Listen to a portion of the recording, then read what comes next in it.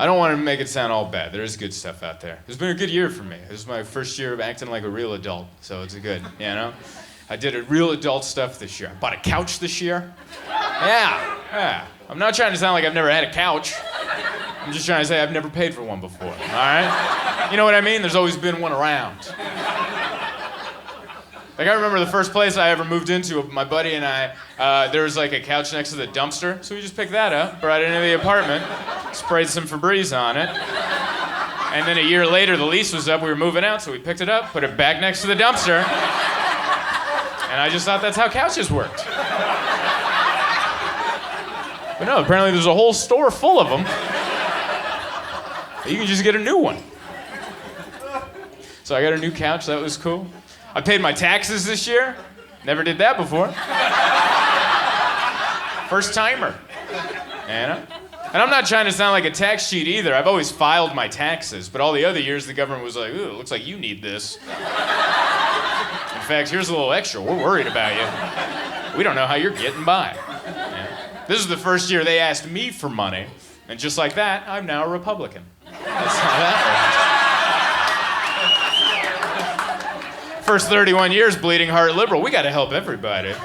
So this year, the government's like, you owe us $13,000. I'm like, oh, it sounds like the rest of you need to pick yourselves up by your bootstraps. I'm out here pulling the damn wagon, stuck behind the cream cheese lady. I almost died in an Uber in Seattle. This is my money. That's my favorite joke, because that's for everybody right there. That's a bipartisan tax joke right there. Because one side's like, oh, that's funny, he's being ironic, and the other side's like, he's seeing the light.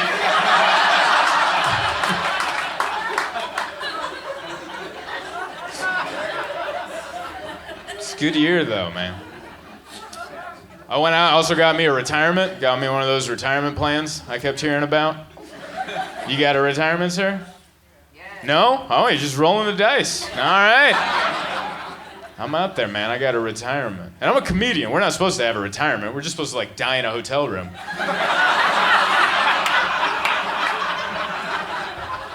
That's what the guy at the bank said. He goes, I thought you were supposed to, like, die in a Hampton Inn. And I'm like, yeah, I'm trying something different.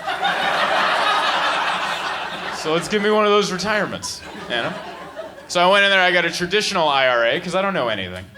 He goes, do you want a Roth or a traditional? And I'm like, I enjoy a missionary position. Let's go traditional. Let's make eye contact during this retirement. So I got a traditional IRA.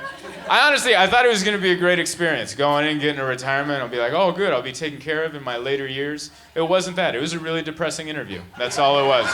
It was super depressing. His first question out of the gates, he goes, well, when are you going to retire? And I'm like, I don't know. What are people saying? You know, like, when's everyone else retiring? And I know you're not supposed to live your life that way. Like, oh, if everyone jumps off a bridge, are you? Yeah, I'm not going to be lonely up there. Just some sad, lonely man walking around on a bridge by himself. I'm going with everybody else. So I'm like, well, when's everyone else retiring? And he goes, well, a lot of people now are saying 68. And I'm like, all right, put me down for 68. And then he goes, all right, now how long do you need this retirement money to last you? And I'm like, are you asking me when I'm gonna die? And he didn't say yes, but he also didn't say no. He just kind of went, And I'm like, I don't know. What's everybody saying? Like, when's everybody else dying? Yeah? And he goes, well, a lot of people are saying that they need this money for 15 years after 68. And I'm like, well, what happens if I live 16 years? And that's right, I think he got annoyed because he cut me off. He goes, look, do you want it or not? And I was like, all right, I'm in. So I got a retirement. I'm retiring at 68, and I need to be dead. 15 years after that.